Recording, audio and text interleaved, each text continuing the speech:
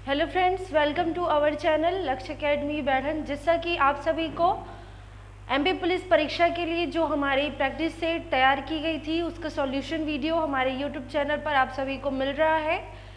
पहले पेपर का सॉल्यूशन आप सभी के पास पहुंच चुका है, आप सभी ने देखा। आपको कैसा लगा आप हमें ज़रूर बताया करिए, क्योंकि आपके कमेंट से, आपके कहे गए कुछ बातों से हमारे उत्साह में वृद्धि होती है। तो फ्रेंड्स, आज हम सॉल्यूशन वीडियो में सेकंड पेपर का सॉल्यूशन लेकर आए हैं। सेकंड पेपर का सॉल्यूशन एक वीडियो आप तक पहुंच चुका है 6 तारीख को। आज ये सेकंड वीडियो होगा, उसके आगे से हम प्रश्नों को हल करेंगे। तो चलिए बिना देर के हम हमारे वीडियो को स्टार्ट करते हैं। इससे पहले, स्टार्ट करने से पहले हम आपको फिर से एक बार कहना चाहेंगे कि आप वीडियो को स्किप ना करिएगा, लगातार देखिएगा, और जहाँ भी यदि कोई डाउट रह जाता है तो आप कमेंट करके ज़रूर अपने डाउट को क्लियर करने की कोशिश कीजिएगा। तो चलिए स्टार्ट करते हैं। फ्रेंड्स, हमारा पिछले वीडियो में हमने 10वां प्रश्न किया था, उसके बाद अब आता है 11वां। फ्रेंड्स, 11वां प्रश्न हम पढ़ते हैं। फिर से कहना चाहेंगे कि आप ये पेपर को अपने पास रखकर आगे का वीडियो देखने शुरू करें। भारतीय संविधान के किस संशोधन द्वारा प्रस्तावना में 2 शब्द समाजवादी और धर्मनिरपेक्ष जोड़े गए थे? तो फ्रेंड्स, यहाँ 4 ऑप्शन है, इसमें से सी ऑप्शन है 42वें। तो फ्रेंड्स, यही उत्तर है हमारा सही उत्तर, 11वें का सी ऑप्शन 42वें संशोधन में। फ्रेंड्स, हमारे संविधान की प्रस्तावना का जो शुरुआत होता है वो होता है हम भारत के लोग। तो ये ज़रूर ही ध्यान रखें, और अगर आप ये कर सकते हैं तो आप पूरी भारतीय प्रस्तावना को 2 से 3 बार पढ़ें। हर शब्द को, हर भाषा या जो भी शब्द हैं वहाँ पे जिस वे में लिखे गए हैं हमें वो पढ़ना चाहिए, ध्यान में होना चाहिए। और ये तो ज़रूर ध्यान होना चाहिए कि भारतीय संविधान की प्रस्तावना का पहले शब्द क्या है। तो हम भारत के लोग, यहीं से शुरुआत होती है। और यहाँ प्रश्न है कि 2 शब्द समाजवादी और धर्मनिरपेक्ष किस संविधान संशोधन के द्वारा जोड़े गए थे? तो ये है फ्रेंड्स हमारा ऑप्शन सी, 42वां संविधान संशोधन। फ्रेंड्स, 42वें संविधान संशोधन के बारे में हम आपको एक चीज़ बताना चाहेंगे। आप सभी भी जानते होंगे कि 42वें संविधान संशोधन को लघु संविधान की संज्ञा दी जाती है। हम सभी जानते हैं फ्रेंड्स, संविधान क्या है। इससे सिर्फ एक संशोधन को लघु संविधान की संज्ञा दी जाती है, क्योंकि 42वें संविधान संशोधन के द्वारा कई प्रावधान जोड़े गए थे। जैसे कि भारतीय संविधान की प्रस्तावना में समाजवादी और धर्मनिरपेक्ष शब्द जोड़े गए। विधानसभा और लोकसभा के सदस्यों का कार्यकाल 5 वर्ष से बढ़ाकर 6 वर्ष कर दिया गया। इसी तरह फ्रेंड्स, और भी कई प्रावधान इस संशोधन के द्वारा किए गए थे। तो इसी कारण से इसे लघु संविधान की संज्ञा दी जाती है। हम सभी जानते हैं कि हमारा जो मौलिक कर्तव्य है अब है 11। संविधान में जब जोड़ा गया था तो 10 थे। ये भी 42वें संविधान संशोधन के द्वारा ही भारतीय संविधान के अनुच्छेद 51 क में जोड़े गए थे। तो ये हमें इतना ध्यान रखना है प्रश्न क्रमांक 11 के संबंध में। फ्रेंड्स, यहाँ पे जो ऑप्शन है ए और बी, 28वां संशोधन और 40वां संशोधन, तो ये हमारे प्रतियोगी परीक्षाओं की दृष्टि से इनसे ज़्यादा प्रश्न नहीं पूछे जाते। लेकिन 52वां संविधान संशोधन ये बहुत ही महत्वपूर्ण संविधान संशोधन था। इसमें दल बदल विरोधी नियम लागू किया गया था। तो क्या है दल बदल विरोधी कानून, ये आपको पता होना चाहिए। तो ये कानून है, यदि कोई प्रत्याशी जिस चुनाव चिन्ह से या जिस दल के साथ चुनाव लड़कर अपने पद को प्राप्त किया और चुनाव जीतने के बाद, पद ग्रहण करने के बाद अब उस दल को छोड़कर किसी अन्य दल में शामिल होता है तो उसे अयोग्य साबित कर दिया जाएगा। यही है दल बदल विरोधी कानून, जिसे भारतीय संविधान की 10वीं अनुसूची में जोड़ा गया था या 10वीं अनुसूची तैयार हुई थी। इसी नियम में यह भी है कि यदि किसी दल के 1/3 सदस्य अलग होकर एक नया दल बनाना चाहते हैं तो उन्हें अयोग्य नहीं माना जाएगा। ये दोनों चीजें हमें ध्यान रखनी है। आगे हम आते हैं हमारे अगले प्रश्न में फ्रेंड्स। हमारा 12वां प्रश्न है, भारत का राष्ट्रीय जलीय जीव कौन सा है? तो फ्रेंड्स भारत का राष्ट्रीय जलीय जीव है, हम सभी को पता है, गंगा डॉल्फिन, जो कि ए ऑप्शन में है। तो 12वें का सही उत्तर है ऑप्शन ए में। फ्रेंड्स हम सभी जानते हैं कि डॉल्फिन मीठे पानी में रहते हैं। मीठे पानी की डॉल्फिन को भी 2 भागों में बांटा गया है। 12वां प्रश्न है, मीठे पानी की डॉल्फिन 2 तरह की है। एक है सिंधु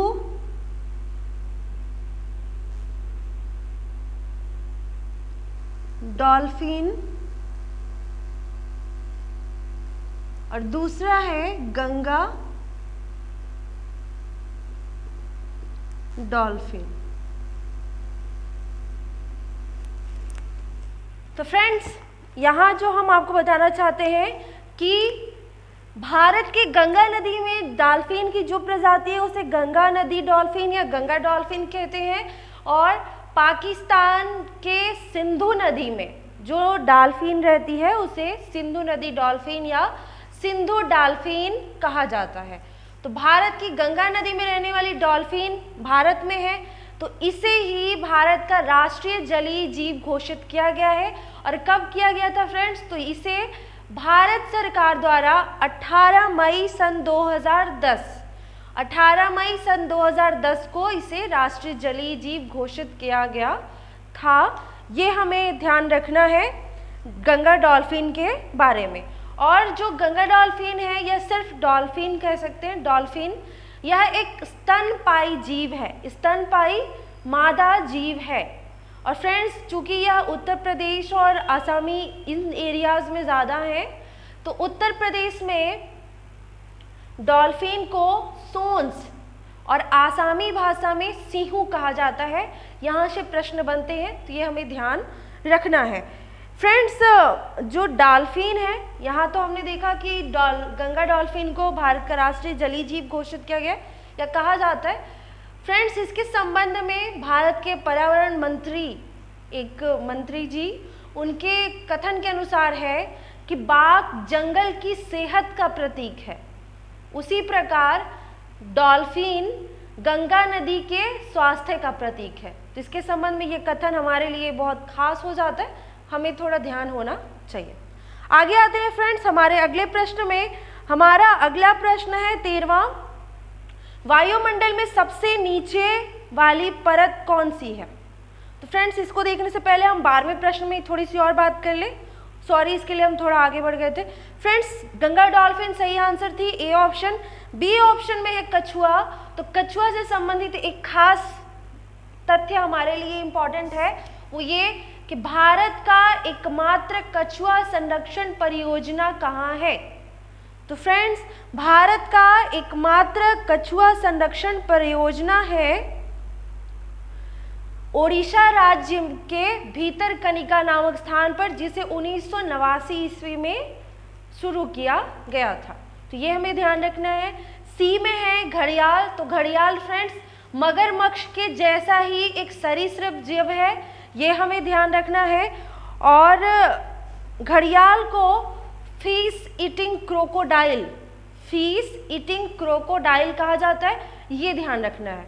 डी ऑप्शन में मगरमच्छ है, तो इसके संबंध में हमें कोई ज्यादा खास तथ्य हमारे पास नहीं। 13वां प्रश्न है, वायुमंडल में सबसे नीचे वाली परत कौन सी होती है? तो फ्रेंड्स हम जब वायुमंडल का चैप्टर पढ़ते हैं हमारे भूगोल में, हम एक चित्र बनाते हैं, नीचे से शुरुआत करते हैं। तो क्षोभ मंडल, समताप मंडल, मध्य मंडल, आयन मंडल, फिर बाह्य मंडल।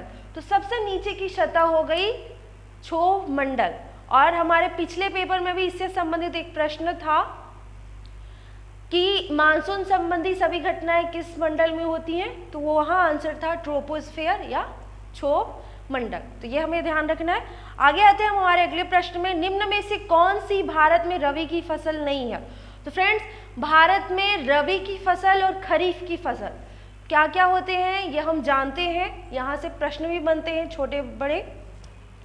यहाँ जो ऑप्शन है वो है गेहूं, जौ, ये तो हम जानते ही हैं इनके बारे में। यहाँ सी ऑप्शन में है friends rape seed, D option में है जूट। तो इसका सही आंसर होगा जूट। जूट रबी की फसल नहीं है भारत में।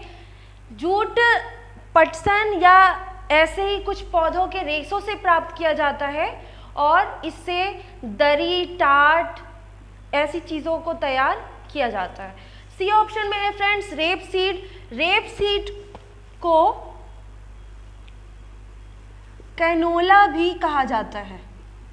रेपसीड एक फसल ही है, इसे कैनोला भी कहा जाता है। और फ्रेंड्स इसका जो उपयोग है वो है खाद्य तेलों के रूप में इसका उपयोग किया जाता है। कैनोला के बीज से तेल निकाला जाता है जिसे खाद्य तेल के रूप में उपयोग किया जाता है। और फ्रेंड्स इसके बारे में खास चीज़ ये है कि इसका तेल खाने के लिए सबसे उपयुक्त तेल माना जाता है। तो ये है रेपसीड, कैनोला ये है और ये भी रबी की ही फसल है और यह एक तिलहन फसल है, तेल देने वाला। आगे आते हैं हमारे अगले प्रश्न में। ध्वनि नहीं गुजर सकती। ऑप्शन ए है जल से, बी है स्टिल से, सी है वायु से और डी है निर्वात से। तो तीन ऑप्शन तो हमें पता है। निर्वात का मतलब होता है फ्रेंड्स ऐसी जगह जहाँ से हवा ना, जिस जगह पर हवा ना हो या वहाँ का माध्यम हवा न हो। तो फ्रेंड्स हम सभी ने यह ध्यान दिया होगा कि जब हम कार में बैठे होते हैं और कार के शीशे चारों तरफ से बंद होते हैं तो हम अंदर बैठकर जब बाहर किसी को आवाज़ देते हैं तो हमारी आवाज़ उस व्यक्ति तक पहुंचती नहीं है। तो उसका यही कारण है क्योंकि ध्वनि निर्वात से होकर नहीं गुजरती।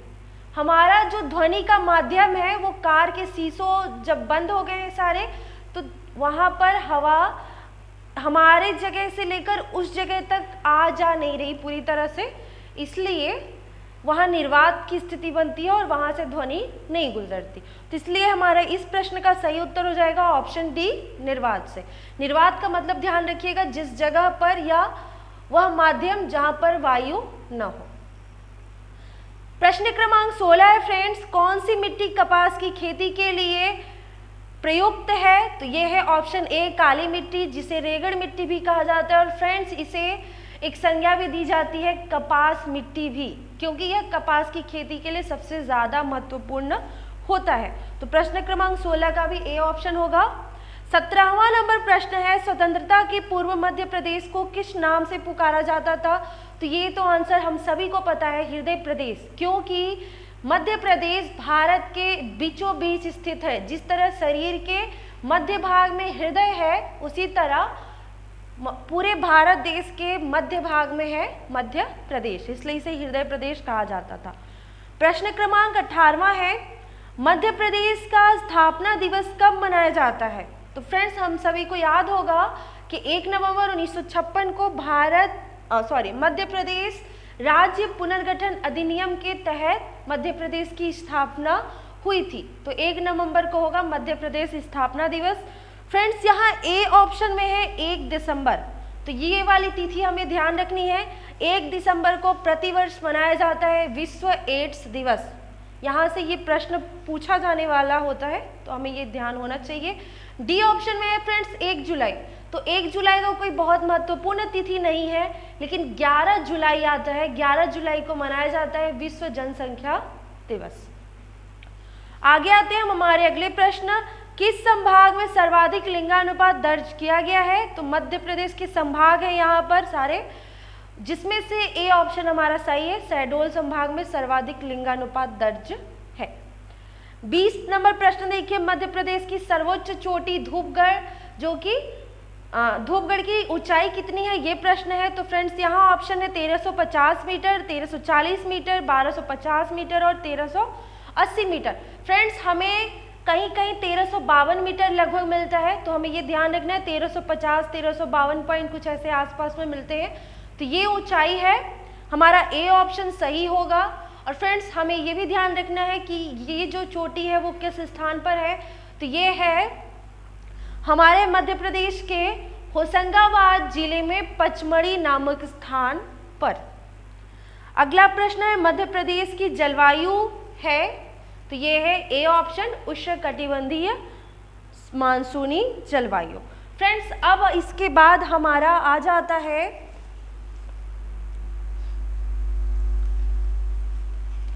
हमारा रीजनिंग वाला एरिया।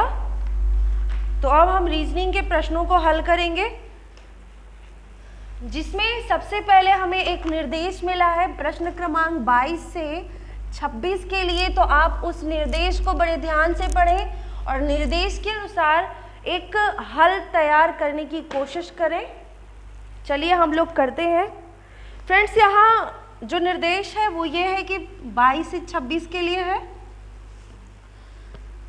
ए B C D E F और जी केंद्र की ओर मुंह करके बैठे हैं। तो इतना है, यहाँ 7 लोग हैं, केंद्र के ओर मुंह करके बैठे हैं, तो हमने ये निशान बना दिया अंदर की ओर। 7 लोगों का जगह बनाना है, तो ये बन गया। अब आगे पढ़ना है, ए और जी के बीच डी बैठा है। तो फ्रेंड्स यहाँ डी हम बना लेते हैं, तो ए और जी के बीच, लेकिन ए किधर है और जी किधर है ये अभी क्लियर नहीं है, तो हम इस तरह से लिख रहे हैं। आगे देखिए फ्रेंड्स, जी के दाईं ओर एफ दूसरा है। तो फ्रेंड अगर सपोज करें जी यहाँ पर होता है, तो जी के दाईं ओर दूसरा 1 2 यहाँ ए हो जाएगा, अर्थात ये जगह गलत है। जी यहाँ होगा और ए यहाँ पर होगा। तो ये हमारा क्लियर हो गया कि ए का स्थान कौन सा है, जी का स्थान कौन सा है, और ए और जी के बीच में डी है। अब आगे था कि जी के दाईं ओर दूसरा एफ है, तो दाईं ओर इधर 1 2 यहाँ एफ हुआ, एफ के दाईं ओर ई दूसरा है, एफ के दाईं ओर तो 1 2 यहाँ ई है। जी के एकदम पड़ोस में सी नहीं है, जी के एकदम पड़ोस में सी यहाँ नहीं है, तो एक जगह बचती है फ्रेंड्स, यहाँ ये सी हो गया, और अब जो सदस्य बचा है वो है ए, तो यहाँ ए हो गया। इस तरह हमने निर्देश के अनुसार ये हल बना लिया। अब हम प्रश्नों का उत्तर देंगे। तो फ्रेंड्स प्रश्न क्रमांक 22 में है ई के एकदम बाएं कौन है, ई के एकदम बाएं कौन है फ्रेंड्स, सी, तो हमारा बी ऑप्शन सही होगा। 23 नंबर प्रश्न में है कौन सा सही नहीं है, मतलब असत्य कथन को बताना है, तो ए ऑप्शन में है ए के दाईं ओर दूसरा सी है, ए के दाईं ओर दूसरा फ्रेंड्स वास्तव में जी है, लेकिन प्रश्न में क्या कह रहा है, सी है, तो यही कथन गलत है, तो हम यही टिक करेंगे और अब आगे बढ़ जाएंगे।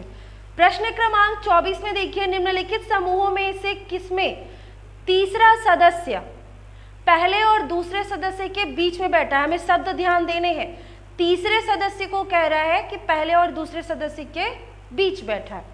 तो ए ऑप्शन में है E A D, E A D, B option में है D G B, C option में है जी एफ बी, और डी ऑप्शन में है डी ए जी। तो इन दोनों के बीच डी बैठा है ऐसा बोला जा रहा है, तो हम ई और ए को देखते हैं। फ्रेंड्स ई और ए के बीच में डी नहीं है, तो ए ऑप्शन क्या हुआ, गलत। डी और जी को देखते हैं, डी और जी के बीच में बी भी नहीं बैठा, तो यहाँ बी ऑप्शन भी गलत। जी एफ बी, जी और एफ के बीच में बी, जी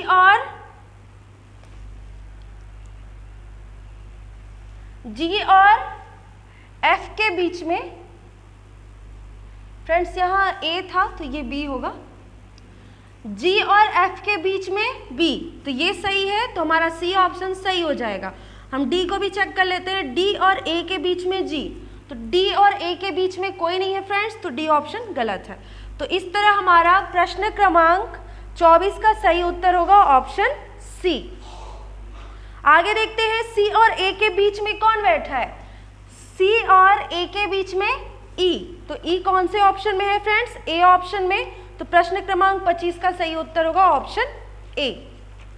अब आते हैं हमारे अगले प्रश्न 26, जी के एकदम दाएं कौन है, जी के एकदम दाएं बी, अर्थात हमारा ऑप्शन सी।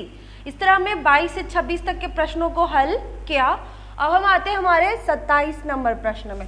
27 में है ए और बी बहनें हैं। हमने बताया था फ्रेंड्स कि एक ही पीढ़ी के लोगों को हम यहाँ एक लाइन में लिखते हैं, बड़ी पीढ़ी को ऊपर ले जाते हैं और छोटी पीढ़ी को नीचे ले आते हैं।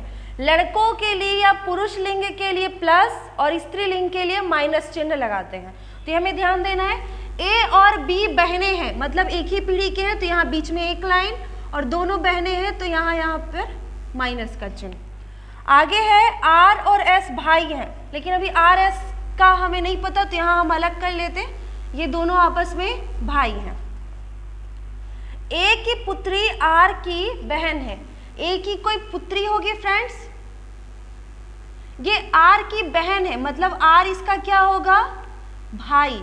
और यहाँ हमने देखा था आर और एस आपस में भाई हैं, तो आर का भाई क्या है, एस। आर एस और उसकी एक बहन है ए की पुत्री। आगे देखते हैं बी का एस से क्या संबंध है। तो फ्रेंड्स देखिए, एस की माँ है ए की बहन है बी, तो बी क्या लगेगी, एस की मौसी। तो इस तरह हमारा डी ऑप्शन सही होगा, 27 नंबर का मौसी। 28 नंबर प्रश्न देखिए, ई बी की बहन है, ई बी की बहन है। बी का जेंडर क्या है ये हमें नहीं पता, तो हमने अभी नहीं लिखा है। ए सी का पिता है, यहां हम कर लेते हैं ए पिता है सी का। बी सी का पुत्र है, बी को पुत्र बता रहा है मतलब प्लस, और ये सी का पुत्र है तो सी इसके ऊपर आएगा, क्योंकि सी पिता या माँ होंगे ये हमें अभी पता नहीं है। तब ए का ई से क्या संबंध है। और फ्रेंड्स यहाँ हमें एक संबंध मिला ही था कि सी का पिता कौन है, ए का ई से क्या संबंध है। तो यहाँ देखिए फ्रेंड्स, ई का भाई है बी की सी यहाँ माँ हो या पापा, पापा के यहाँ पापा हैं, तो या तो दादा होंगे या फिर नाना,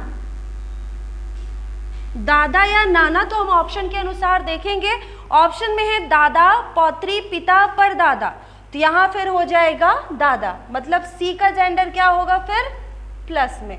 तो ई के पापा है सी और दादाजी है ए। अब हमारा फ्रेंड्स आगे निर्देश फिर से गया है प्रश्न क्रमांक 29 से लेकर प्रश्न क्रमांक 33 तक के लिए। तो आप एक बार निर्देश पढ़ें थोड़ा ध्यान से, ताकि प्रश्नों को हल हम जल्दी से कर सकें। तो आप निर्देश एक बार पढ़ें।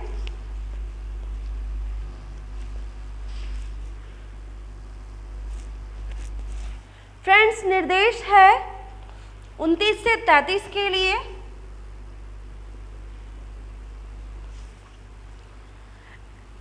पांच अध्यापक थे, ए और बी हिंदी और अंग्रेजी पढ़ा रहे हैं। ए बी हिंदी और अंग्रेजी हम इस तरह से लिख रहे हैं। सी और बी अंग्रेजी और भूगोल पढ़ा रहे थे, सी और बी अंग्रेजी और भूगोल पढ़ा रहे थे। डी और ए गणित और हिंदी पढ़ा रहे थे। ई और बी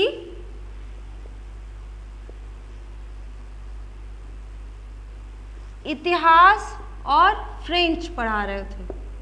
तो इतना ये है, ये अध्यापक है ए बी सी डी और ई, और ये सब्जेक्ट पढ़ाया करते थे।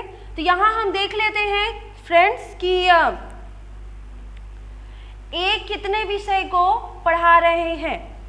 तो यहाँ देखिए ए का हम देख लेते हैं, फिर बी का लिखेंगे, सी का, डी का, ई का। पहले हम प्रश्न का ही देख लेते हैं, प्रश्न के अनुसार हल करेंगे। यहाँ यह हमने निर्देश के अनुसार लिखा है। फ्रेंड्स प्रश्न क्रमांक 29 में कौन सा विषय 2 से अधिक अध्यापक पढ़ा रहे थे। तो हम विषय को देखेंगे, अध्यापकों को नहीं।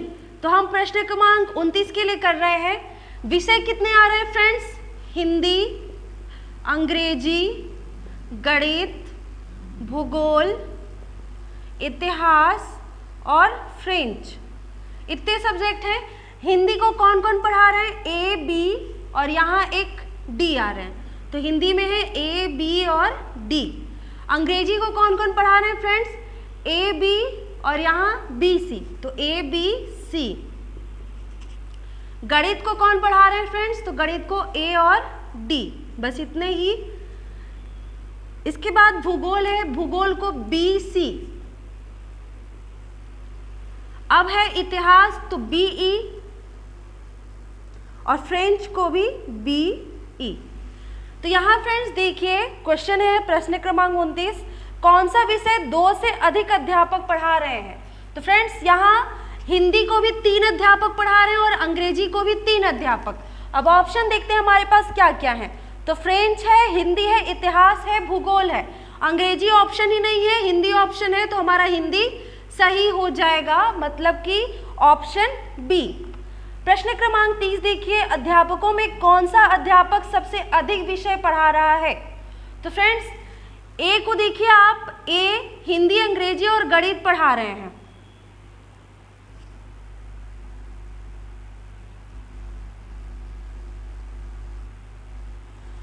और बी को देखिए, ए 3 विषय पढ़ा रहे हैं। डी का देखेंगे हम तो हिंदी, अंग्रेजी, भूगोल, इतिहास, फ्रेंच, मतलब कि 5 विषय पढ़ा रहे हैं। तो यहाँ हम देख सकते हैं कि सबसे ज्यादा कौन टीचर पढ़ा रहा है? बी। तो यहाँ हो जाएगा हमारा बी ऑप्शन सही, बी ऑप्शन में ही बी है। 31 नंबर प्रश्न देखिए, डी, बी और ए निम्न में से कौन सा विषय पढ़ा रहे थे? डी, बी, ए, तो ये कौन सा विषय पढ़ा रहे हैं फ्रेंड्स एक साथ? हिंदी। तो ये होगा हमारा हिंदी, ऑप्शन डी। 32 नंबर प्रश्न है, अध्यापकों में कौन सा 2 से कम विषय पढ़ा रहा है? तो फ्रेंड्स ऐसा कोई सब्जेक्ट नहीं है जिससे कोई एक अध्यापक पढ़ा रहा हो। 3 विषयों को, 4 विषयों को 2-2 अध्यापक पढ़ा रहे हैं और 2 विषयों को 3-3। तो यहाँ हो जाएगा इनमें से कोई अध्यापक नहीं, या ऐसा कोई अध्यापक नहीं है। 33 नंबर प्रश्न देखिए, निम्न में से कौन सा जोड़ा भूगोल और हिंदी दोनों पढ़ा रहा है? भूगोल और हिंदी। तो फ्रेंड्स ए और बी, भूगोल में बी है, ए नहीं है, और ए हिंदी में है पर भूगोल में नहीं। सी और ए भी नहीं है, डी और बी भी नहीं है। तो यहाँ हो जाएगा इनमें से कोई नहीं। ये तो हुआ प्रश्न क्रमांक 33 तक। अब आते हैं हम हमारे अगले प्रश्न, प्रश्न क्रमांक 34। फ्रेंड्स यहाँ एक संबंध बताना है हमें चित्र के माध्यम से। प्रश्न है, कौन सी आकृति कागज, कॉपी और लेखन सामग्री को प्रदर्शित करती है? तो फ्रेंड्स अगर हम लेखन सामग्री की बात करें तो उसमें क्या आएगा? उसमें कॉपी आएगा, रफ आएगा, पेन आएगा, पेंसिल आएगा, ये लेखन सामग्री होगा। तो हम एक लेखन सामग्री का चित्र बनाते हैं।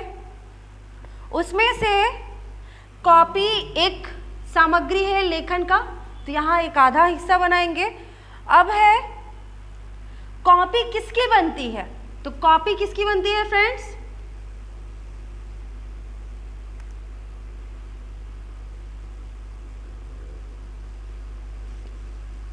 कॉपी कागज की बनती है, तो ये यहाँ अंदर। तो इस तरह से हम देखें कि हमारा ए ऑप्शन सही हो जाएगा प्रश्न क्रमांक 34 का। आते हैं हम हमारे अगले प्रश्न में, प्रश्न क्रमांक 35। यहाँ है कि दी गई आकृति में त्रिभुज लड़कियों को, यहाँ हम कर लेते हैं गर्ल्स, वर्ग खिलाड़ियों को, वर्ग प्लेयर्स को, और वृत्त कोच को, सर्कल कोच को प्रदर्शित कर रहा है। तो आकृति के किस भाग में वैसी लड़कियों का बोध होता है जो खिलाड़ी तो है पर कोच नहीं? वैसी लड़कियों का बोध गर्ल्स मतलब ट्रायंगल में हो, खिलाड़ी हैं मतलब प्लेयर वाले में भी हो, पर कोच ना हो। तो फ्रेंड्स हमें ऐसा देखना है जो त्रिभुज और वर्ग दोनों में कॉमन लड़की आती हो और वृत्त में ना आती हो। तो यहाँ हम इस तरह से देखेंगे तो हमें बी दिखाई देगा। यहाँ ऐसे चित्र बना हुआ है, ये वर्ग है, त्रिभुज, यहाँ से ऐसे वृत्त है, और यहाँ पर बी है, त्रिभुज के वृत्त के बाहर है, त्रिभुज और वर्ग के अंदर है। तो इस तरह से हमारा बी ऑप्शन सही होगा, बी ऑप्शन में ही बी है। अब है निर्देश फिर से प्रश्न क्रमांक 36 से 40 के लिए फ्रेंड्स। नीचे दिए गए प्रत्येक प्रश्न में पहले आपको एक कथन दिया गया है, उसके बाद 2 निष्कर्ष हैं, 1 और 2 आपको दिए गए हैं। कथन में दी गई सभी बातों को समझना है और फिर उस पर आधारित दोनों निष्कर्षों पर विचार करना है और तय करना है कि कौन सा निष्कर्ष उस कथन के आधार पर निश्चित रूप से निकाला जा सकता है। ए ऑप्शन को टिक करेंगे हम यदि केवल एक निष्कर्ष निकलता है, बी ऑप्शन को टिक करेंगे यदि केवल निष्कर्ष 2 निकलता है, सी को करेंगे जब कोई भी निष्कर्ष नहीं निकलता, डी को करेंगे जब दोनों निष्कर्ष निकलते हैं। तो फ्रेंड्स प्रश्न क्रमांक 36 का कथन हम देखते हैं। प्रसिद्ध कलाकार ने हाल ही में एक स्टेज शो प्रस्तुत करते हुए घोषणा की कि वह अपने स्टेज शो का पूरा भुगतान लेते थे। अब निष्कर्ष है फ्रेंड्स, उन्होंने स्टेज शो पर ऐलान किया कि वो अपने स्टेज शो का पूरा भुगतान लेते थे, मतलब हो सकता है कि अभी उन्हें पूरा ना मिला हो। निष्कर्ष देखते हैं, कलाकार ने अपने हाल के शो का पूरा भुगतान लिया है।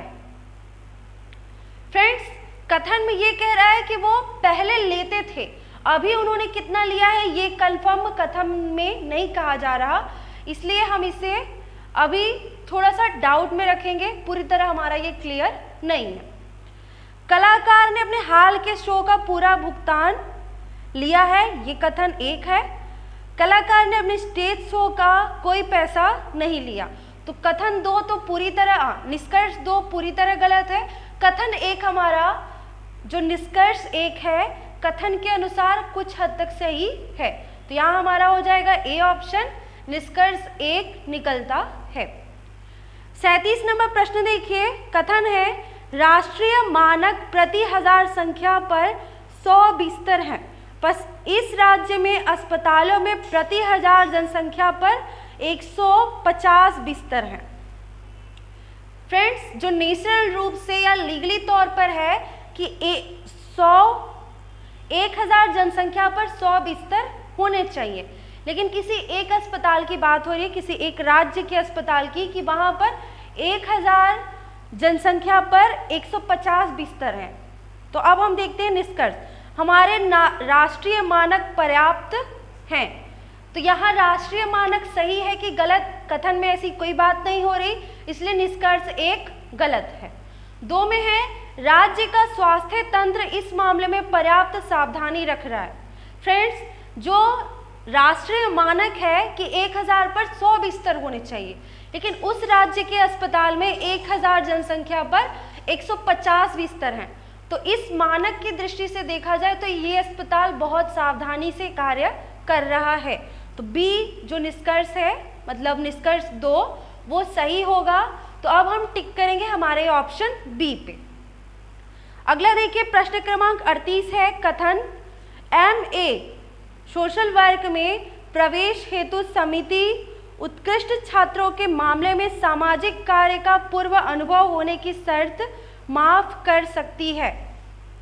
तो फ्रेंड्स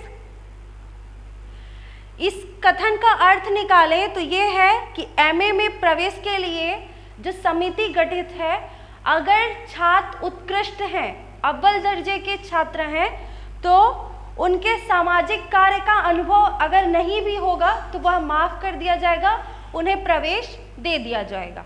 अब हम निष्कर्ष देखते हैं, MA सोशल वर्क के कुछ छात्रों को सामाजिक कार्य का अनुभव होगा। तो यहाँ फ्रेंड्स अगर सामाजिक कार्य के अनुभव वाले छात्रों को एडमिशन देने के लिए है तो ऐसा जरूर होगा कि उस एडमिशन में लिए गए जितने छात्र हैं उनमें से कुछ को इसका अनुभव जरूर होगा, तो हमारा निष्कर्ष 1 सही होगा। दूसरा निष्कर्ष है MA सोशल वर्क के कुछ छात्रों को सामाजिक कार्य का पूर्व अनुभव नहीं होगा, तो ये भी सही है क्योंकि जो छात्र उत्कृष्ट हैं, अव्वल दर्जे के छात्र थे, उन्हें अगर अनुभव नहीं है तब भी उन्हें प्रवेश मिला है, तो यहाँ दूसरा निष्कर्ष भी सही होगा। तो इस तरह हम हमारे ऑप्शन डी पे टिक करेंगे, हमारे दोनों निष्कर्ष सही हैं। अब आते हैं हमारे अगले प्रश्न, प्रश्न क्रमांक 39। कथन है, नैतिकता और शील की अवधारणाओं का बलिदान किए बिना इस दुनिया में रह पाना और समृद्ध होना लगभग असंभव है। यहाँ अप्रत्यक्ष रूप से अर्थ में यह कहा जा रहा है कि पूरी तरह नैतिक और शील व्यक्ति को स्ट्रगल बहुत ज़्यादा करना पड़ता है, उसे दुनिया में रह पाना उसके लिए बहुत कठिन होता है। निष्कर्ष है, विश्व की कुछ धारणाओं की केवल सराहना, विश्व कुछ धारणाओं की केवल सराहना करता है। तो विश्व धारणाओं के बारे में क्या विचार रखता है ये इस कथन में नहीं कह रहा, तो ये निष्कर्ष गलत है। दूसरा निष्कर्ष है,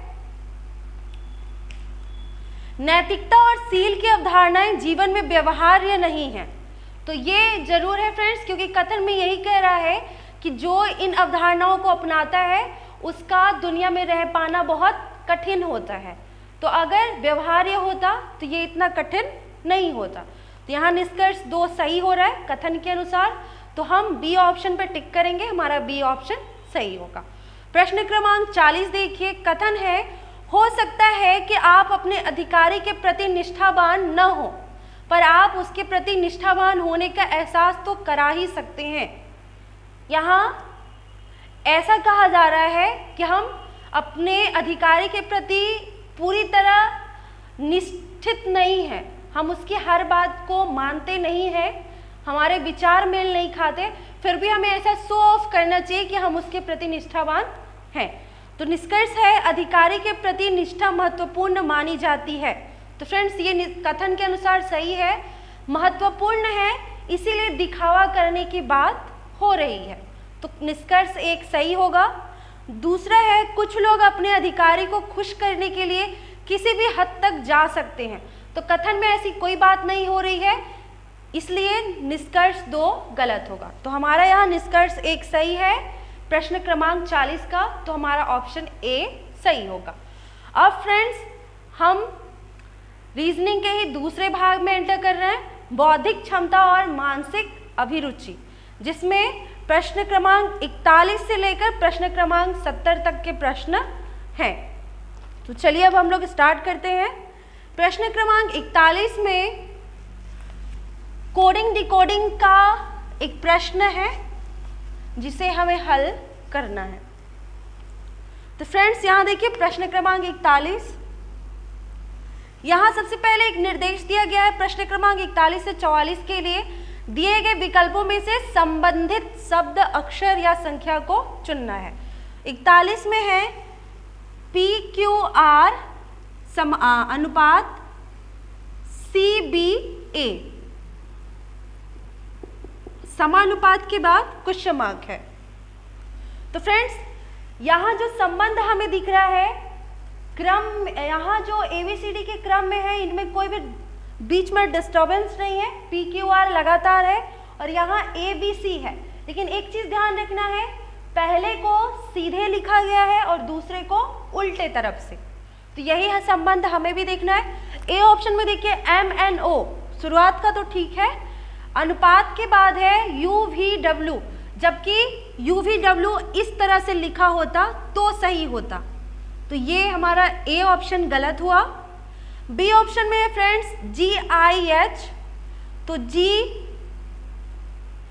G के बाद H आता है, H के बाद I आता है, तो यहाँ तो यही क्रम बिगड़ गया, तो बी ऑप्शन गलत। C है SUT और फिर WWX, तो यहाँ 2 बार W आ रहा है, ऐसा भी क्रम हमें नहीं चाहिए। डी ऑप्शन देखिए LMN अनुपात ZYX, तो यहाँ देखिए इसी की तरह क्रम बिगड़ा हुआ नहीं है और एक को सीधे तरीके से लिखा गया और एक को उल्टे तरीके से, तो यही हमारा ऑप्शन सही होगा, ऑप्शन डी। प्रश्न क्रमांक 41 का सही उत्तर होगा ऑप्शन डी। अब आते हैं फ्रेंड्स प्रश्न क्रमांक 42 में, यहाँ है 2:12 समानुपात 8 अनुपात क्वेश्चन मार्क। तो फ्रेंड्स अब यहाँ हम देखेंगे कि यहाँ क्या संबंध बन रहा है।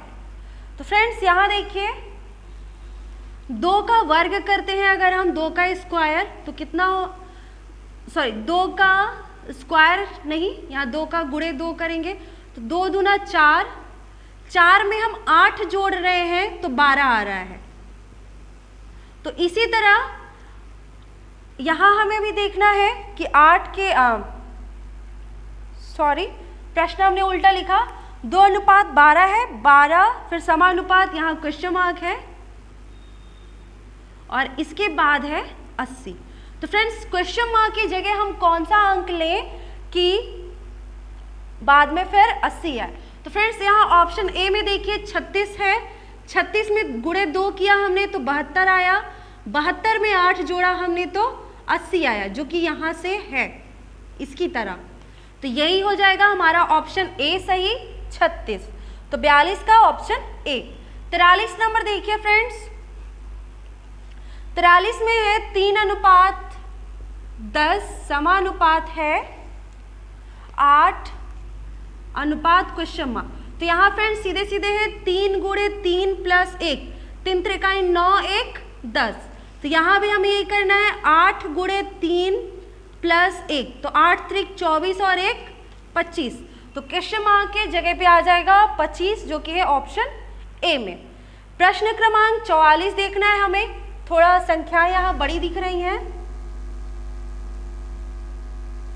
यहाँ है पहले क्वेश्चन मार्क, फिर अनुपात 23 33 45, समानुपात 51 11 9 और अनुपात 91 52 3। तो फ्रेंड्स हमें बताना है, हमने पहले ही बताया कि समानुपात की जगह बराबर होता है, तो इन दोनों का संबंध है और इन दोनों का। तो यहाँ हम देख लेते हैं कि क्या सीरीज है, तब हमें पता चल जाएगा कि क्वेश्चन मार्क की जगह पे क्या होना चाहिए। तो फ्रेंड्स इसमें से अगर हम ये वाले को घटाएं तो आता है हमारा ये घटाने पर, अर्थात ये कहा जाए कि 51 11 9 में 40 404 जोड़ा गया है तो ये आया है 91 52 3। तो हमें क्वेश्चन मार्क की जगह पे भी ऐसा कुछ लेना है कि जिसमें 40 404 जोड़ें तो ये आए। तो यहाँ से हम यही करते हैं, 40 404 को घटाकर देख लेते हैं कि क्या होगा। तो यहाँ 1 हुआ, यहाँ 4 हुआ, यहाँ 9 हुआ, यहाँ 2 हुआ और यहाँ हो जाएगा 9 और 1, 19 29 41। और फ्रेंड्स ये है हमारे ऑप्शन डी में, तो हमारा ऑप्शन डी सही होगा। 19 29 41 में अगर हम इसको जोड़ेंगे 40,404 को तो हमारा ए अंक मिल जाएगा जो इसमें था। तो इस तरह हमारा ऑप्शन डी सही होगा प्रश्न क्रमांक 44 का। अब है फ्रेंड्स फिर से निर्देश प्रश्न क्रमांक 45 से लेकर 49 के लिए। नीचे दिए गए विकल्पों में से विषम संख्या अक्षर या शब्द नाम या संख्या युग्म को, मतलब सबसे अलग वर्ड को हमें चुनना है। प्रश्न क्रमांक 45 में देखिए फ्रेंड्स, यहाँ है BG तिलक, बाल गंगाधर तिलक।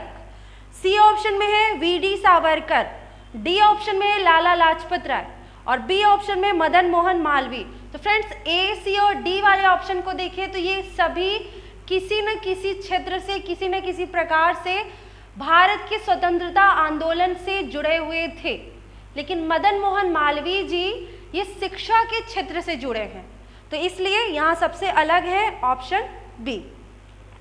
आगे देखें हम प्रश्न क्रमांक 46। प्रश्न क्रमांक 46 को देखते हैं।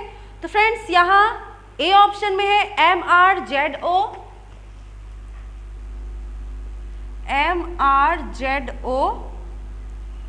बी ऑप्शन में है ZMSR,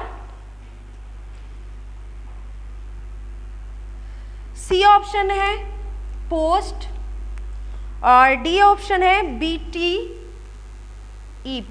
तो फ्रेंड्स यहाँ हम कोड लिख लेते हैं इनके, यहाँ 13 18 26 15। फ्रेंड्स और फिर इसका लिखेंगे 26, 13, 19, 18, यहाँ तो ये 16, 15, 19, 20, यहाँ देखिए इसका तो 2, 20, 5, 16, 2, 20, 5 और 16। तो फ्रेंड्स यहाँ हम हर ऑप्शन में 2-2 का जोड़ा बना लेते हैं। तो यहाँ देखिए फ्रेंड्स, पहले इसमें देखिए 13 से 18 प्लस हुआ है कुछ, और यहाँ 26 से 15 हो गया, तो यहाँ प्लस हुआ, यहाँ माइनस हुआ। बी ऑप्शन में देखिए 26 से 13 ये माइनस हुआ, फिर 19 से 18 ये भी माइनस हुआ। इसमें देखा जाए तो 16 से 15 माइनस हुआ, 19 से 20 प्लस हो गया। यहाँ देखा जाए तो 2 से 20 प्लस हुआ, 5 से 16 फिर प्लस हुआ। तो फ्रेंड्स इस तरह से हम देखें कि प्लस प्लस एक ऑप्शन में आ रहा है, वो है हमारे ऑप्शन डी में। तो प्रश्न क्रमांक 46 का सही उत्तर हो जाएगा ऑप्शन डी। आगे आते हैं हम हमारे अगले प्रश्न में, प्रश्न क्रमांक 47। यहाँ है वार्षिक, शीघ्र, साप्ताहिक और मासिक। तो फ्रेंड्स वार्षिक का मतलब हुआ साल भर का, शीघ्र का मतलब हुआ तुरंत, साप्ताहिक का मतलब हुआ एक हफ्ते का, मासिक का मतलब हुआ एक महीने का। तो शीघ्र यहाँ सबसे अलग है, जो कि है ऑप्शन बी में। तो हमारा ऑप्शन बी सही होगा प्रश्न क्रमांक 47 का। आगे आते हैं प्रश्न क्रमांक 18 है घोड़ा, बैल, कुत्ता, गाय। तो फ्रेंड्स घोड़ा, बैल और गाय ये पालतू जानवर हैं। कुत्ते को भी पाला जाता है, कहा जा सकता है, पर फिर भी इनकी प्रजातियों से ये थोड़ा अलग है, तो इसीलिए कुत्ता यहाँ सबसे अलग है, ऑप्शन सी। प्रश्न क्रमांक 49 देखिए, तो ये आपको सीधे सीधे दिख रहा होगा, आप सभी को ध्यान देंगे तो हमें जो ऑप्शन डी में है 761, यहाँ यह एक अभाज्य संख्या है, अर्थात सिर्फ 1 या 761 से ही इसका भाग जाएगा, अन्यथा किसी और वर्ड से इसका भाग नहीं जाएगा, तो इसलिए यह सबसे अलग है, ऑप्शन डी। अब आते हैं, यहाँ निर्देश है फिर से प्रश्न क्रमांक 50 से लेकर प्रश्न क्रमांक 55 तक के लिए। नीचे दिए गए प्रश्नों में एक अनुक्रम दिया गया है जिसमें एक पद लुप्त है, दिए गए विकल्पों में से वह सही विकल्प चुनिए जो अनुक्रम को पूरा करे। तो फ्रेंड्स अब यहाँ आ जाते हैं श्रेणी वाले प्रश्न। प्रश्न क्रमांक 50 देखें, यहाँ है AZ by V CX, फिर यहाँ क्वेश्चन मार्क। फ्रेंड्स तो यहाँ हम देखें AZ, यहाँ B है। हम जब कोडिंग डिकोडिंग वाला चैप्टर पढ़ते हैं तो वहाँ पढ़ते हैं A के जस्ट अपोजिट में होता है Z, B के जस्ट अपोजिट में होता है Y, C के जस्ट अपोजिट में X, इसी तरह D के जस्ट अपोजिट में क्या होता है फ्रेंड्स, W। लेकिन यहाँ एक क्रम और देखना है, पहले को सीधा तो दूसरे को उल्टा, तीसरे को सीधा तो हमें चौथे को भी क्या करना है, उल्टा लिखना है, मतलब W पहले आएगा, D बाद में। तो इस तरह हमारा A ऑप्शन सही हो जाएगा प्रश्न 50 का। अब आते हैं हमारे अगले प्रश्न में, प्रश्न क्रमांक 51। यहाँ सीरीज दी गई है 1763, 1992, फिर है 2221, फिर है प्रश्न क्रमांक क्वेश्चन मार्क, और 2679, 2908। तो यहाँ देखना है फ्रेंड्स कि इसमें क्या बढ़ रहा है, हम घटा के देख लेते हैं। तो 12 में 3 गया 9, अब 8 में 6 गया 2, और यहाँ 9 में 7 गया 2, 1 में 1 गया 0। तो 1763 में 229 जोड़कर ये आया। अब यहाँ से देख लेते हैं, तो 11 में 2 गया 9, फिर 11 में 9 गया 2, यहाँ बचा 1, तो यहाँ 11 में 9 गया 2, यहाँ भी 229। तो फ्रेंड्स यहाँ भी हमें यही करना है, 1221 में 229 जोड़ के यहाँ का लाना है। तो 9 1 10, 2 2 4 1 5, 2 2 4,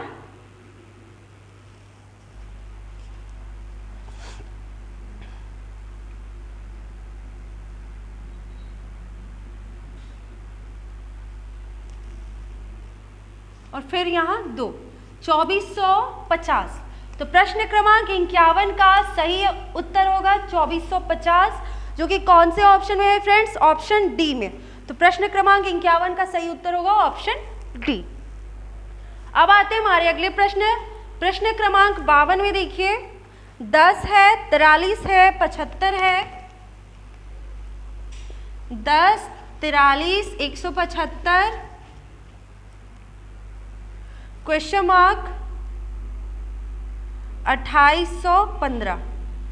तो यहाँ भी सीरीज चेक करनी है फ्रेंड्स। यहाँ देखिए 10 है तो 10 गुणे 4 प्लस 3 तो 43 हो जाएगा। 10 चौको 40 में 3 जोड़ेंगे 43। अब यहाँ हम 43 गुणे 4 प्लस 3 करके देखते हैं। तो 4 चौको 16, सॉरी 4 तेईं 12, 4 चौक 16, 1 17 प्लस 3 तो 175 आ गया फ्रेंड्स। तो अब हमें भी यहाँ यही करना है, 175 गुणे 4 प्लस 3। तो 4 पंचे 20, 4 सत्ते 28, 29, 30, 4 एकम 4 3 7 प्लस 3 तो 703। अर्थात हमारा 52 नंबर प्रश्न का सही उत्तर हो जाएगा 703, ऑप्शन ए। आते हैं हमारे अगले प्रश्न में। हमारा अगला प्रश्न है 53 नंबर, ए जी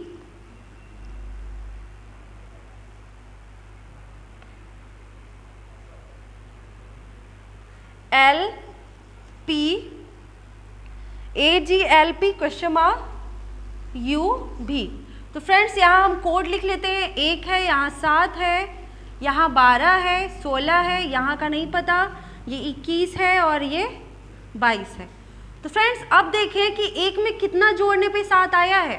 तो प्लस 6, 7 में प्लस 5 जोड़ा, फिर प्लस 4 जोड़ा, मतलब एक एक घटाकर जोड़ना है। तो 16 में अब हम कितना जोड़ेंगे फ्रेंड्स? प्लस 3। तो 16 और 3 कितना हो गया? 19, और 19 किसका होता है? S का। तो प्रश्न क्रमांक 53 का सही उत्तर हो जाएगा S, जो कि है हमारे ऑप्शन बी में। अब आते हैं हमारा अगला प्रश्न है 54 नंबर।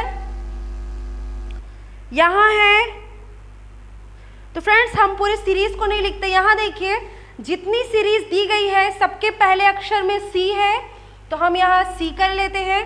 सबका दूसरा अक्षर देखिए तो D, E, F, G, तो अब आगे क्या आ जाएगा? H। तीसरा शब्द देखिए तो E, E, E, E, तो यहाँ भी क्या हो जाएगा? E।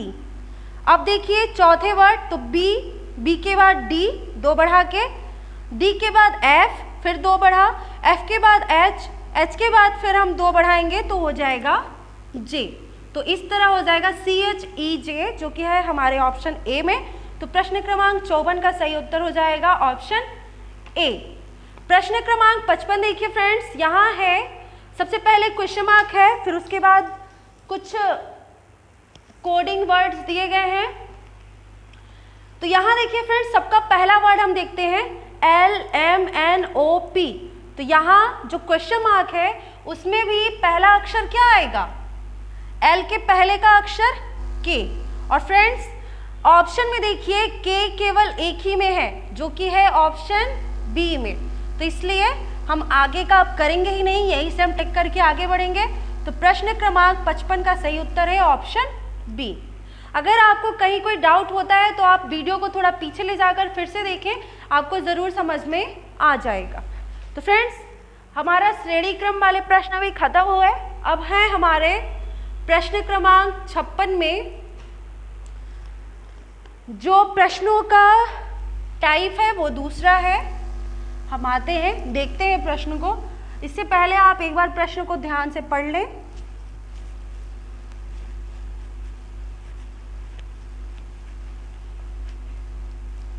फ्रेंड्स प्रश्न क्रमांक 56 देखिए, तो वहां पर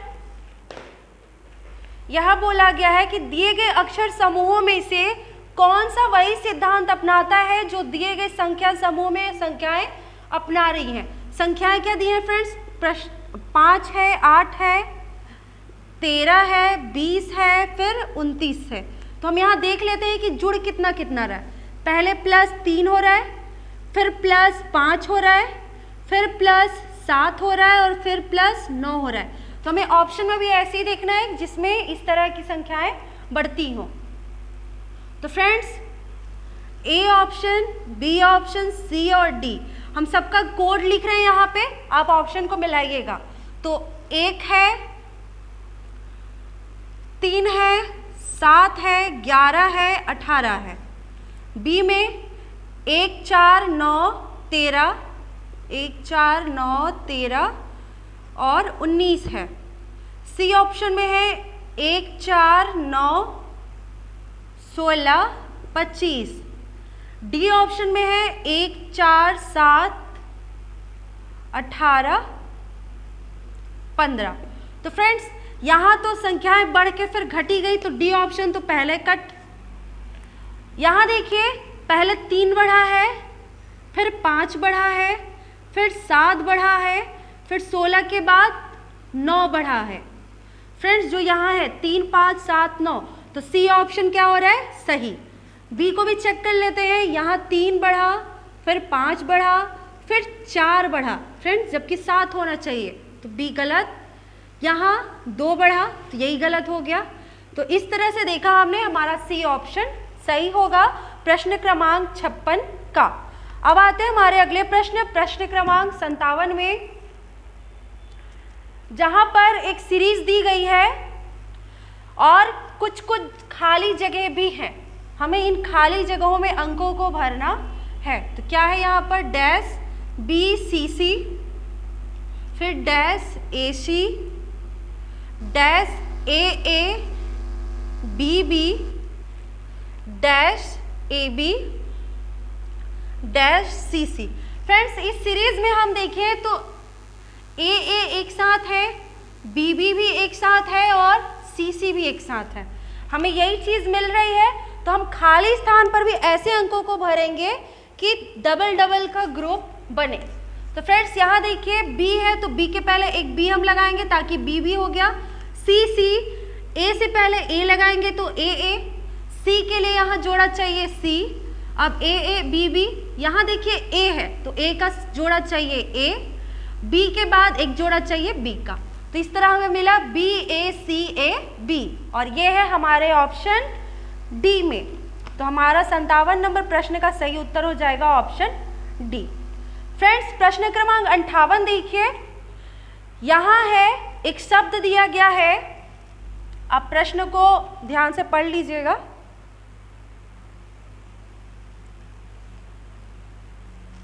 ये 57 नंबर प्रश्न था, अब 58 है। यहाँ एक शब्द दिया गया है E C C E N T are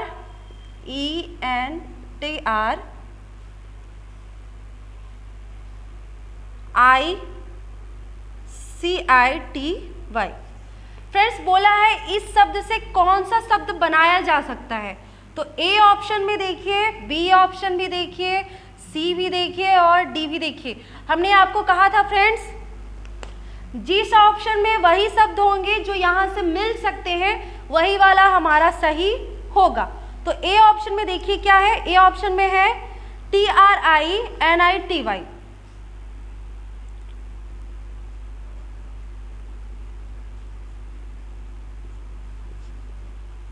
तो फ्रेंड्स, इसमें देखिए 2 टी हैं, जबकि दिए गए शब्द में केवल यहां भी 2 टी है, तो ये हो गया आर, यहां एक आर है, यहां डबल आई चाहिए थे, डबल आई भी है, और टी ये हो ही गया, एन है, वाई भी है। तो यहां यह सही होगा। सॉरी, प्रश्न में बोला गया कि कौन सा शब्द नहीं बनाया जा सकता, तो ऑप्शन ए फ्रेंड्स बनाया जा रहा है। बी में क्या है फ्रेंड्स? टी आर आई सी के वाई। तो फ्रेंड्स, यहां देखिए टी आर आई सी, लेकिन यहाँ के चाहिए है और इसमें के कहीं पर नहीं है, तो बी ऑप्शन इससे नहीं बन पा रहा है। सी ऑप्शन में देखिए enter E N T E R, तो E N T E R ये बन जा रहा है। डी ऑप्शन देखिए सेंटर CENTER, CENTER, तो ये भी बन जा रहा है। तो यहाँ जो नहीं बन पा रहा है वो कौन है? ऑप्शन बी का। तो यहाँ हम टिक करेंगे ऑप्शन बी को, क्योंकि ऑप्शन बी में जो शब्द चाहिए वो हम नहीं बना पाएंगे इस दिए गए शब्द से। अब आते हैं हम हमारे अगले प्रश्न। हमारा अगला प्रश्न है प्रश्न क्रमांक 59। ट्रेड शब्द को कूट संकेत में यह लिखा जाता है, यहाँ दिया है XVEHI।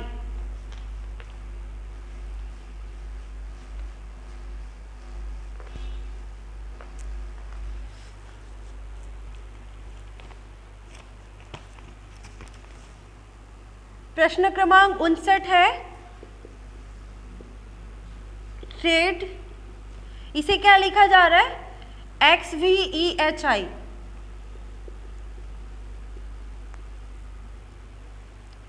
तो पब्लिक को क्या लिखा जाएगा? तो फ्रेंड्स यहाँ हम देखेंगे कि क्या है। पहले हम कोड लिख लेते हैं। यहाँ है 20, 18, 1, 4, 5। यहाँ है 9, 8, 5, ये है 22 और यहाँ है 24। तो फ्रेंड्स यहाँ देखिए 20 में 4 जुड़ा है तो 24, 18 में 4 जुड़ा तो 22, 1 में 4 जुड़ा तो 5, 4 में 4 जुड़ा तो 8, 5 में 4 जुड़ा तो 9। तो इसी तरह हम भी यहाँ कर लेंगे। यहाँ ये 16 है, 21 है, 2 है, 12 है, 9 है और 3 है। 16 में 4 जोड़ा 20 जो कि टी का होता है, 21 में 4 जोड़ा तो 25 मतलब y, 2 में 4 जोड़ा तो 6 मतलब f, 12 में 4 जोड़ा तो 16 मतलब p और 9 में 4 जोड़ा तो 13 मतलब कि m और 3 में 4 जोड़ा तो 7 मतलब कि g। तो ये मिलेगा हमें TYFPMG जो कि है ऑप्शन ए में। तो प्रश्न क्रमांक 59 का सही उत्तर होगा ऑप्शन ए। प्रश्न क्रमांक 60 देखिए फ्रेंड्स, यहाँ है 4 गुणे 6 गुणे 9 गुणे 1 को 4 1 9 6। तो यहाँ ले रहा है सबसे पहला वर्ड, फिर लास्ट वाला, फिर तीसरा अंक और फिर दूसरा अंक। पहला, दूसरा, तीसरा अंक, पहला, चौथा, तीसरा, दूसरा। तो यही हम भी करेंगे। प्रश्न है 1 4 8 9, 1 गुणे 4 गुणे 8 गुणे 9। तो हम पहला लेंगे, चौथा लेंगे, तीसरा लेंगे, दूसरा लेंगे, तो 1984। तो प्रश्न क्रमांक 60 का सही उत्तर होगा 1984 ऑप्शन ए। प्रश्न क्रमांक 61 देखिए फ्रेंड्स,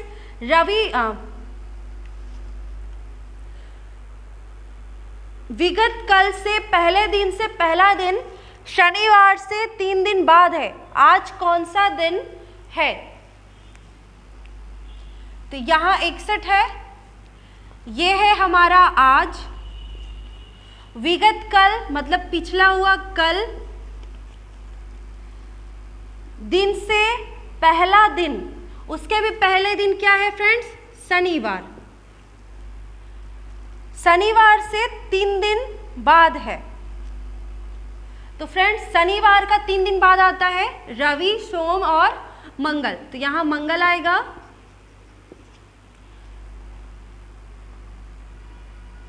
तो आज कौन सा दिन है? तो मंगल, यहाँ बुध, फिर यहाँ गुरु। तो आज के दिन हो जाएगा यहाँ शुक्र। एक बार फिर से प्रश्न पढ़ते हैं हम। ये आज है, प्रश्न बोल रहा है विगत कल, तो हम एक आज मानेंगे जो हमें पता नहीं है। विगत कल मतलब बीता हुआ कल, तो यहाँ कल। कल से पहला दिन मतलब इसके वाला दिन शनिवार के बाद, शनिवार से 3 दिन बाद है। तो शनिवार को छोड़ देंगे हम, तो रविवार, सोमवार, मंगलवार ये बीत गया। तो अब आएगा यहाँ पर गुरुवार, तो इस जगह पे आ जाता है गुरुवार। अब प्रश्न है कि आज कौन सा दिन है? तो फ्रेंड्स अगर यहाँ गुरुवार है तो यहाँ शुक्रवार होगा, सॉरी यहाँ बुधवार होना चाहिए था, यहाँ बुधवार है शनिवार के बाद, 3 दिन, तो रवि सोम मंगल बीत गया, यहाँ बुध आया, बुध के बाद यहाँ गुरुवार, यहाँ के बाद शुक्रवार। तो आज कौन सा दिन है फ्रेंड्स? शुक्रवार। तो इस प्रश्न का सही उत्तर हो जाएगा ऑप्शन बी, शुक्रवार। आगे आते हैं प्रश्न क्रमांक 62। दिए गए विकल्पों में से वह शब्द चुनिए जो दिए गए शब्द के अक्षरों का प्रयोग करके बनाया जा सकता है। तो फ्रेंड्स ये भी हमने अभी प्रश्न क्रमांक 58 किया था, वैसे ही है, बस यहाँ पूछा गया किसको बनाया जा सकता है। तो फ्रेंड्स इसको हम फिर से नहीं बता रहे, सेम वही करना है हमें। तो इसका सही ऑप्शन होगा बी, टेम्पर, TAMPER, ये ऊपर वाले दिए गए शब्द से बनाया जा सकता है। आगे है रवि का मुख, प्रश्न क्रमांक 63। दिशा वाला प्रश्न है तो हम पहले दिशा ही कर लेंगे, पूर्व, पश्चिम, उत्तर, दक्षिण। रवि का मुख पूर्व की ओर है, अर्थात फ्रेंड्स ये सेंटर पॉइंट मान लेते हैं, यहां से इस ओर रवि का मुख है, क्योंकि पूर्व की ओर अर्थात यहां। वह 90 डिग्री वामावर्त दिशा में घूमता है। तो फ्रेंड्स वामावर्त दिशा होता है घड़ी की दिशा का उल्टा, तो घड़ी इस तरह से आगे बढ़ती है, लेकिन ये वामावर्त है, उल्टा घूमेगा। तो फ्रेंड्स 90 डिग्री कितना होता है? यहां से ऐसे सीधे, तो इस तरह घूम गए। फिर 180 डिग्री उसी दिशा में 180 डिग्री, तो 90 ऐसे और फिर 90 ऐसे, तो अब मुंह हो गया उनका दक्षिण की ओर। अब उसका मुख किस दिशा में है? घूमता है, और अंततः 45 डिग्री दक्षिणावर्त। दक्षिणावर्त फ्रेंड्स घड़ी की दिशा में, अब यहां से इस तरह से घूमेंगे तो यहां से 45 डिग्री अर्थात इस तरह से घूमेंगे। तो फ्रेंड्स ये सेंटर पॉइंट है, यहां से यहां गए हैं, तो ये दिशा हमें कौन सी मिलेगी फ्रेंड्स? दक्षिण पश्चिम। तो यहां हो जाएगा ये दक्षिण पश्चिम, जो कि है हमारे ऑप्शन ए में। तो प्रश्न क्रमांक 63 का सही उत्तर हुआ ऑप्शन ए। आप इस प्रश्न को पीछे जाकर फिर से देखें, आपको समझ में आ जाएगा। प्रश्न क्रमांक 64 देखते हैं हम। ए का मकान चेन्नई में है और वह समुद्र के सामने है। अपने मित्र के घर जाने के लिए वह बाईं तरफ मुड़ता है। 50 मीटर चलने के पर वह दाईं तरफ मुड़ता है और 50 मीटर चलता है।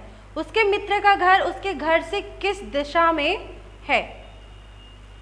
तो फ्रेंड्स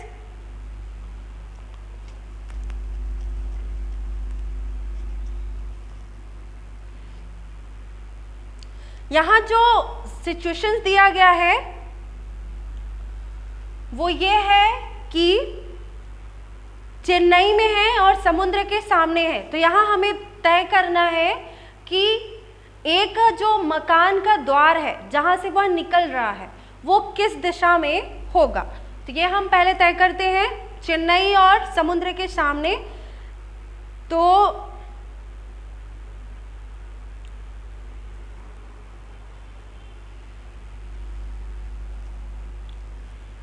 यह हो जाएगा प्रश्न क्रमांक 64। हम यहाँ यही दिशा लेंगे, यहाँ से यह होता है कि समुद्र के सामने है तो उसके घर का मुख पश्चिम दिशा में होगा, अर्थात इधर।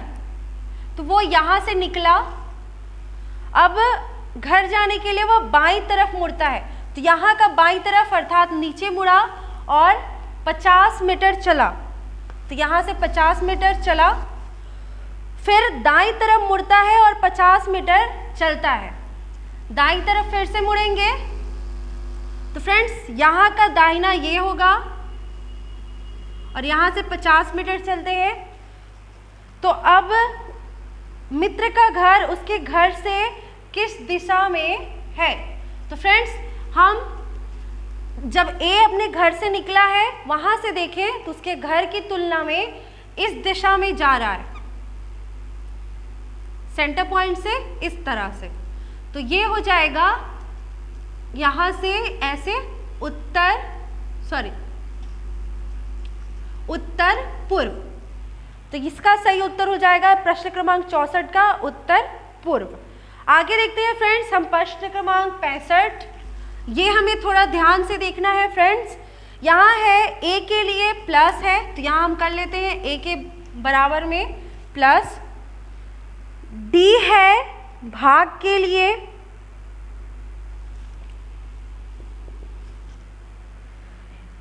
m है गुणा के लिए,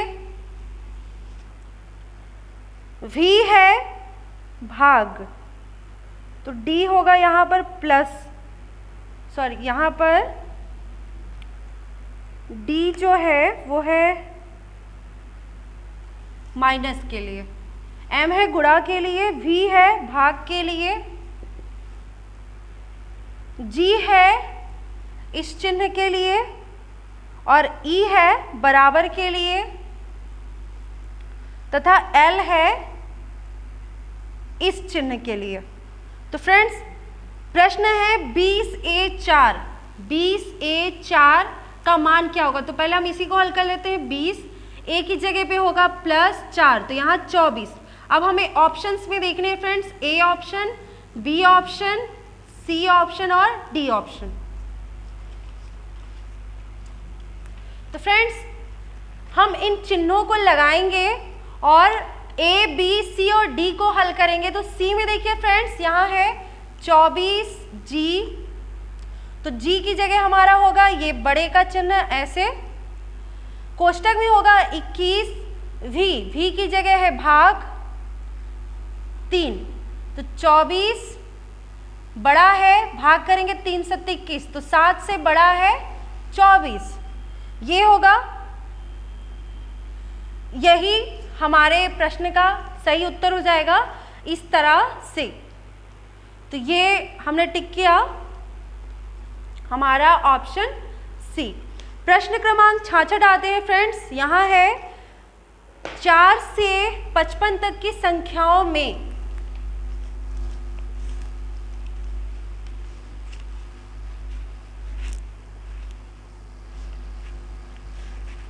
4 से 55 तक की संख्याओं में 3 से विभाज्य संख्याओं को और उन संख्याओं को जिनमें एक अंक 3 है निकाल दिया जाए तो कितनी संख्याएं बचेंगी।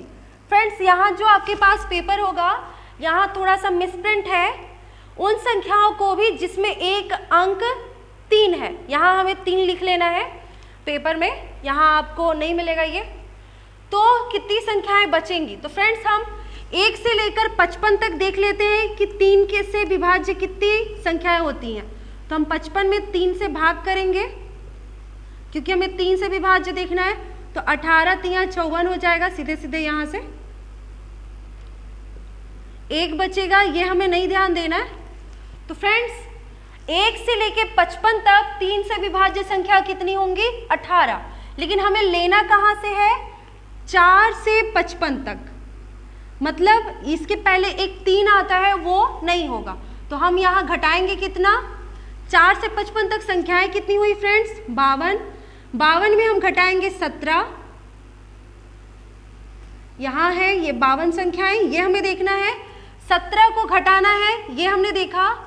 और किसको घटाना है? उनको भी जिनमें 3 होता है। तो यहाँ 6 9 ये सब तो है ही, इसके बाद आता है यहाँ 13 आएगा, फिर 23 आएगा, 30 तो 3 के पहाड़े में आता है तो वो हो गया है, फिर 33 आएगा, 30 के बाद 31 32 33 भी 30 के पहाड़े में आता है। यहाँ हम एक बार लिख ही लेते हैं।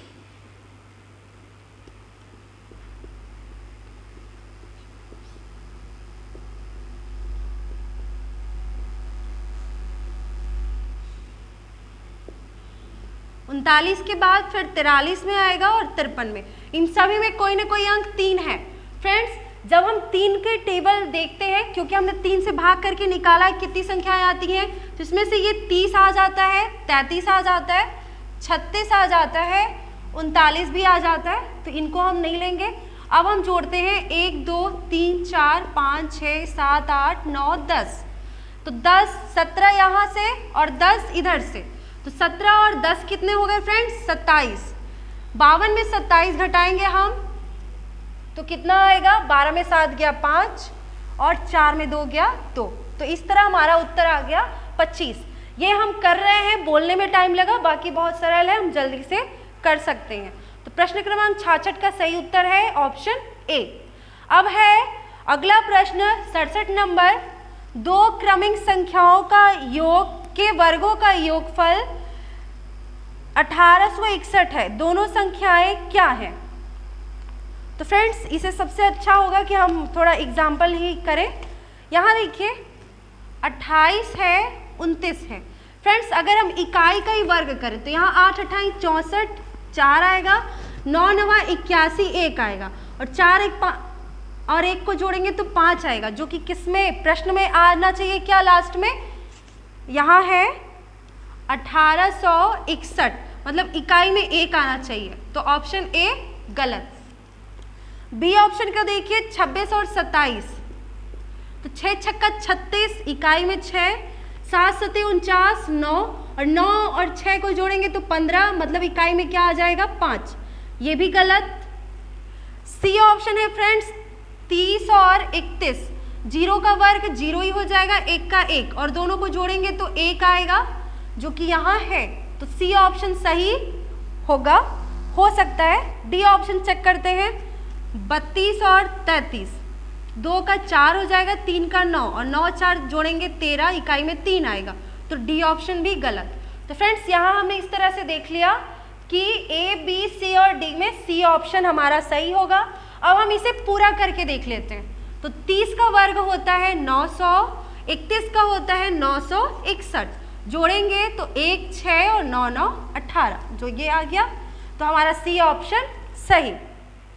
आगे आते हैं हम प्रश्न क्रमांक 68। प्रश्न में एक टेबल दिया है फ्रेंड्स, दिए गए विकल्पों में से लुप्त अंक ज्ञात करिए।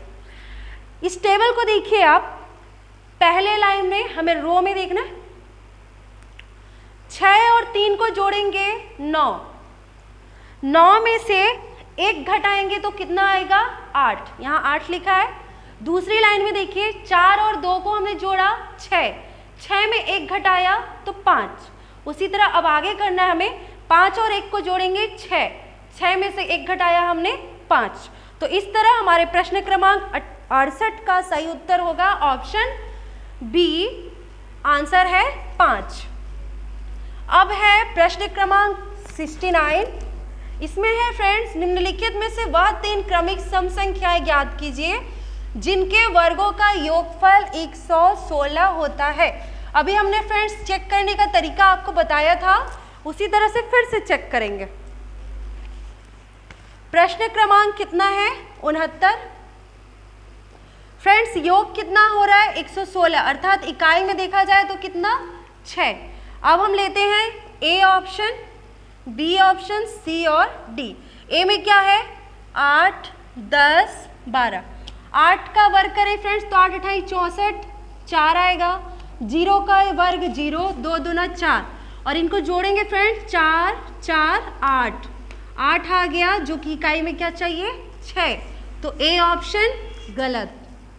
बी ऑप्शन है 6 8 10, 6 8 10, 6 का 6 छक्का 36, 6 आया, 8 28 64 के 4 आया और यहाँ 0, तो 6 4 10, 10 में इकाई में क्या आएगा फ्रेंड्स 0, जो कि हमें क्या चाहिए 6, तो बी ऑप्शन भी गलत।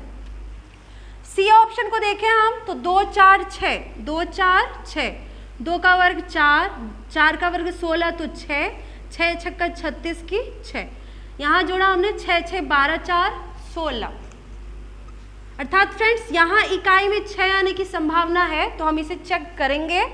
डी ऑप्शन में देखिए 4 6 8, 4 6 8, तो यहाँ 16 की 6, 36 की 6, 64 के 4, 6 6 12 4 16, यहाँ भी 6 आ रहा है, तो अब इन दोनों को हम थोड़ा चेक करेंगे। यहाँ जोड़ लेते हैं, 2 का वर्ग 4, 4 का 16, 6 का 36 और जोड़ा हमने इसे तो 16 3 4 1 5, 56 ही आया, जो कि यहाँ आना चाहिए 116, तो सी ऑप्शन गलत होगा। इसको चेक करते हैं तो 4 का हो गया 16, 36 और 64, यहाँ हमने जोड़ा 64 और 36 हो गया 100 और 16 जोड़ा तो 116। तो फ्रेंड्स इस तरह से हमारा डी ऑप्शन सही हो जाएगा प्रश्न क्रमांक 69 का। अब आते हैं हम हमारे प्रश्न 70 में। 70 में फ्रेंड्स फिर से एक सीरीज दी गई है जिसमें डैश है, उन डैश को हमें भरना है। यहाँ लिख लेते हैं P dash Q S P, फिर से dash S P R Q dash P R Q S। Friends यहाँ देखिए हमें